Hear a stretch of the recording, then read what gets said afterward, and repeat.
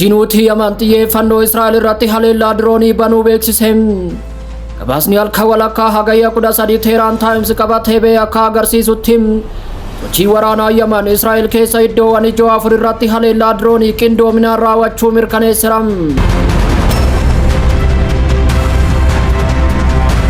Itoophiyaan aangawoonni mootummaa dooktarummaa kabajaa akka fudhanne uggurte.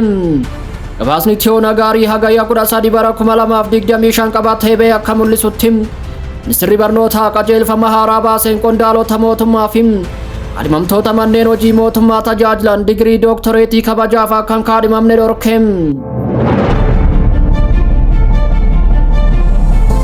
Iraan wallabdee Israa'el waliin dabalaa jiru gidduutti waamicha Netanyaa'uun uummanni Israa'el akka finciluuf dhiyeesse balaaleffatte.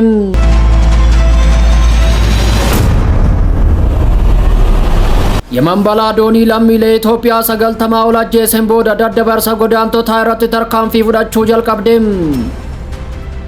Odeeffannoowwan kana hunda isaanii bal'inaan kan isiniin geenyu ta'a.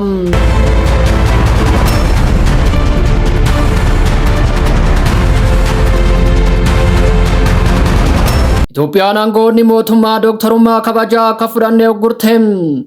Ministeerri barnootaa qajeelfama haaraa baaseen qondaalota mootummaa fi kaadhimamtoota manneen hojii mootummaa tajaajilan digirii dooktoreetii kabajaaf akka hin kaadhimamne dhorke.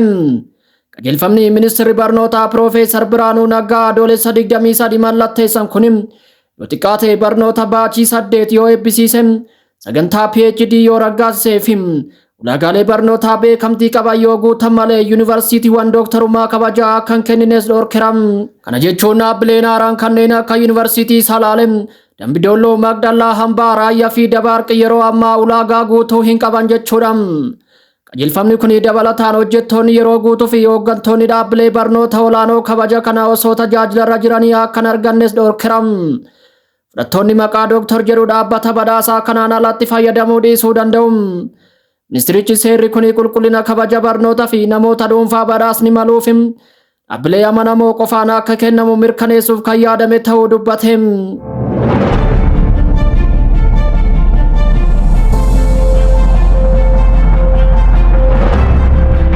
Yaman balaa doonii lammiilee Itoophiyaa 90 ol ajjeeseen booda daddabarsa godaantotaa irratti tarkaanfii fudhachuu jalqabde. Jalqaba baatii kana balaa taatee gaddisiisaa godaantonni Itoophiyaa 90 ol lubbuu isaanii dhabanii booda toora kontiroobaandii godaantota Afrikaa karaa biyyattii geejjibsiisan irratti tarkaanfii guddaa fudhachuu labsite. Tarkaanfiin bulchiinsaa biyyaa roobii kaleessaa akka jedhetti namoota baqattoota fi godaantota waraqaa eenyummaa hin qabneef lammiilee Afrikaa ta'an geejjibsiisuu yookiin daddabarsa keessatti hirmaate kamirrattuu tarkaanfii cimaa akka fudhatu ibseera. Tarkaanfiiwwan haaraa kanaan humnoonni nageenyaa konkolaattota bidiruu fi meeshaalee biroo hojii kontiroobaandii keessatti fayyadaman ni saamu. Aangawoonnis uummanni namoota seeraan ala daddabarsuu yookiin walitti qabama godaantota waraqaa eenyummaa hin qabne yoo argan akka basaasan gaafataniiru. Balaan kun kan mudate wayita bidiruun godaantota feetee qarqara galaana kibba bulchiinsa Abiyaanitti garagaltetti. Qondaalonni lubbuun namoota 92 du'uu kan mirkaneessan yoo ta'u namoonni hedduun ammallee achi buuteen isaanii dhabameera.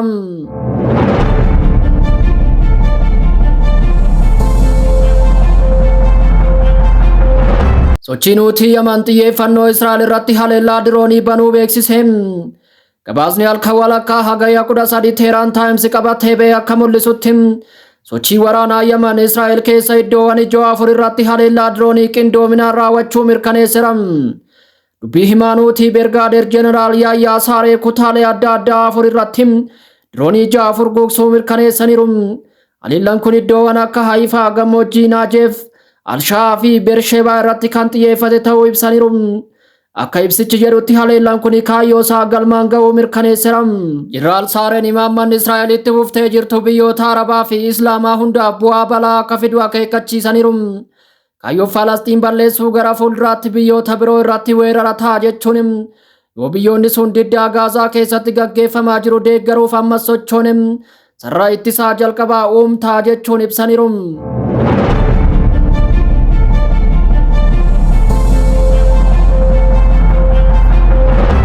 Iraan wallabdee Israa'el waliin dabalaa jiru gidduutti waamicha Netanyaa'uun uummanni Iraan akka finciluuf dhiyeesse balaaleffatte. Pirezidaantiin Iraan Masuud Pezeshkian roobii kaleessaa hagayya 13 bara 2025 ibsa kennaniin Muummichi ministeeraa Beniyaamin Netanyahuun hanqina bishaanii fi ibsaa itti fufee jiruun lammiileen Iraan mootummaa isaanii irratti akka ka'anii fi akka fincilan waamicha dhiyeesse cimsanii kuffisaniiru. Netanyahuun ergaa kibxata darbe dabarsee lammiileen Iraan bilisummaaf jecha gatii akka kaffalan daandii irratti mormii akka ba'anii fi hooggantoota isaanii itti gaafatamoo akka taasisan gaafateera. Dabalataanis ogeeyyii bishaanii Israa'el gara Teeraanitti erguun qormaata bishaanii Iraan furuuf teekinooloojii sadarkaa olaanaa akka kennan waadaa galaniiru. Dhimma kanaaf deebii kan kennan pirezidaantiin Iraan Masuud Pezeshkian yaada kana cimsanii kuffisaniiru. Sirni uummata Gaazaa bishaanii fi nyaata dhabsiise uummata Iraaniif bishaan fida jechuun baay'ee nama ajaa'iba jechuun barreessaniiru. Waljijjiiraan arrabaa kun kan raawwatame yeroo wallabdeen cimaa dhufetti yoo ta'u, xiinxaltoonni akka akeekkachiisanitti Netanyahuun lammiilee Iraan bira ga'uun isaa tooftaa bal'aa Israa'el keessoo Iraan xiqqeessuuf kaayeffatedha. Iraan dabaree isheetiin tattaaffii kana gidduu seenummaa biyya alaa to'annoo jalaa akka oolchutti ilaalti. Kunis tasgabbii dadhabaa duraanuu dadhabaa ta'e daran dhiphiseera. Dhiphinni yeroo dhiyoo kun wallabdee Iraanii fi Israa'el waggaa darbe keessa mul'ate keessaa tokko yoo ta'u, kunis haleellaa saayibarii yaalii misaayilaa fi wallabdee bakka bu'ummaa Siiriyaa, Libaanosii fi Galaana Diimaa keessatti raawwatame kan dabalatudha. Qondaalonni Iraan weerara Israa'eliif deebii murteessaa akka kennan irra deddeebiin kan dhaadatan yoo ta'u, dandeettii misaayila biyyattii guddachaa jiruu fi gamtaa naannoo cimsuus itti fufaniiru.